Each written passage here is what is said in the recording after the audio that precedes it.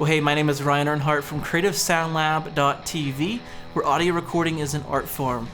Well, today I have a little bit different approach on recording kick drum with a speaker. Yamaha created the Yamaha Subkick. It's a really cool product that they no longer make anymore.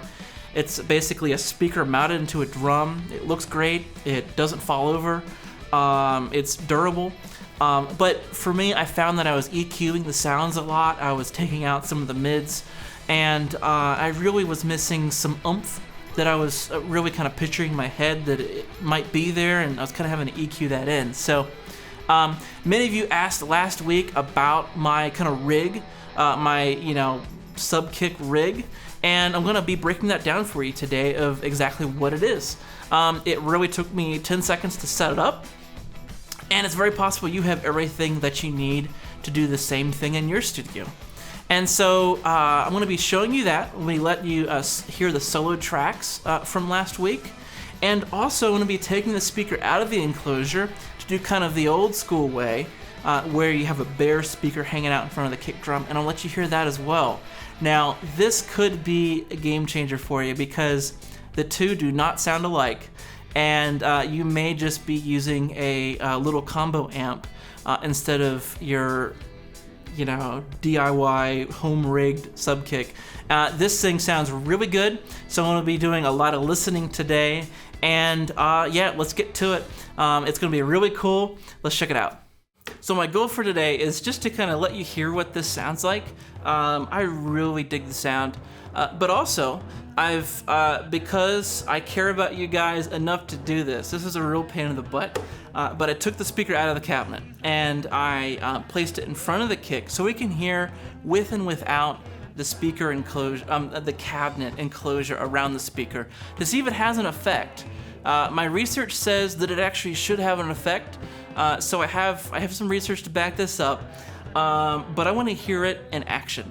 So let's check it out with the cabinet first, and then we'll go to the no cabinet. I'm going to have to hold the speaker. Inside the kick, we have a Beyerdynamic M88, and then outside is this old Alnico 12-inch speaker ripped out of a Wurlitzer 4070 organ, going into a Radial JDI, going into 7-Circle Audio T15 preamp. So nothing really crazy about this setup, but let's see how it sounds. Okay, so I have the example from last week pulled up. This is the drum take I recorded. The Subkick is muted for this first example. Our kick sound is only made from that M88 inside the kick drum.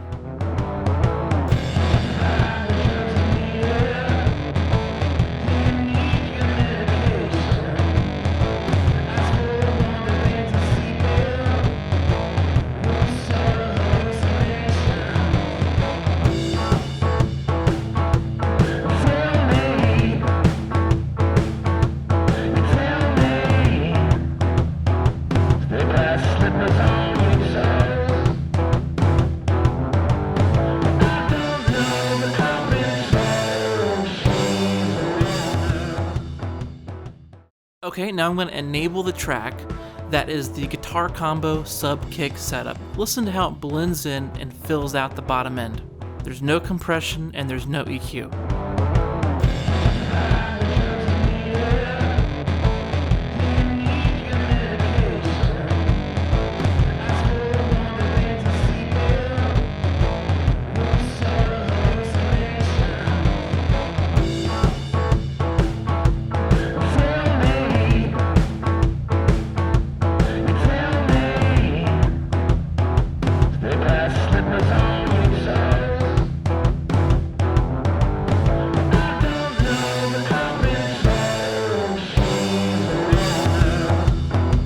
Okay, now back to just that M88 inside.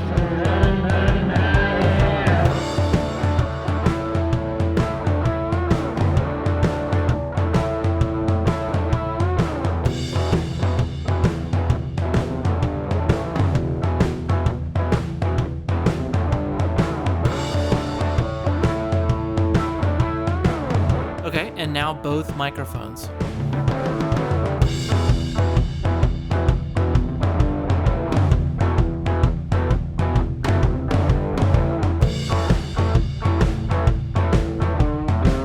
Now that you've had a chance to listen to it in the context of a mix, I want to have the kick soloed for you. First, we're going to be hearing both microphones.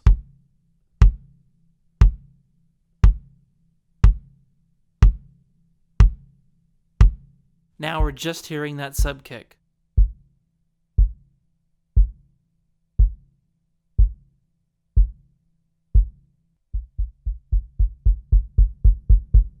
Okay, so what I've done here is taken the speaker out of the guitar cabinet. Now that it's out, I want to see what it sounds like. So these things are always really difficult to get to, stay right where you want it to. I've seen so many different hack jobs of, snare drum stands and even pieces of cardboard holding speakers in front of a kick. So I don't have time for that today. I'm just going to hand hold it, but I want you to hear the difference of the physics of how it's actually shaping the sound. So without the cabinet, with the cabinet, how is it really affecting the sound of our DIY subkick? Let's check it out. For this comparison, I'll let you listen to the original subkick setup with the speaker in the cabinet.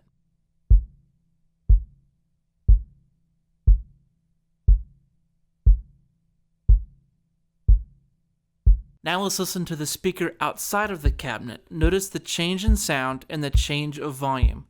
The preamp has remained the same.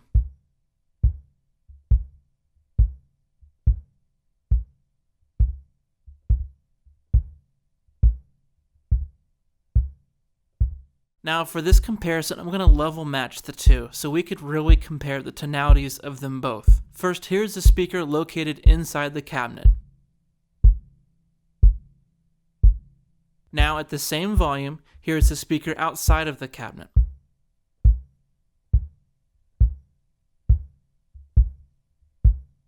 As I was holding this speaker, I couldn't help but notice how much the speaker is actually moving when you place a speaker in front of a kick drum.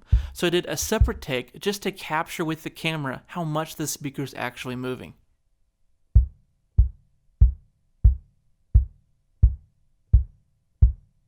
I find it pretty amazing how much energy is actually in the air, enough to make a speaker move this much.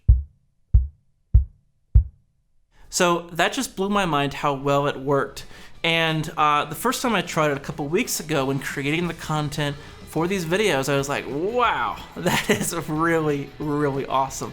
And then taking it out of the speaker today, for this filming today and this week, I was like, wow, that really confirms my suspicion of the physics of how speakers work and what they like to see. And, the A to B with the enclosure and without the enclosure, it really makes a difference. And it definitely lost some volume, but it also lost the fullness, the deep frequencies that we're after here. So really, it's kind of a double benefit here. You get more volume and you get more low end. You get more pure round sound out of your kick drum. So let me know what you think of this. I'd love to hear if you guys are going to try this and what kind of results you've been getting. All the tracks that you heard today can be still downloaded. I still have them available as a part of the series on Tone. So check out the link on the screen or in the description if you're on a mobile device. You can still download these tracks, be playing along with them, mixing, reamping, and also interacting with me on the work that you're doing. So I'll see you next week. Yeah.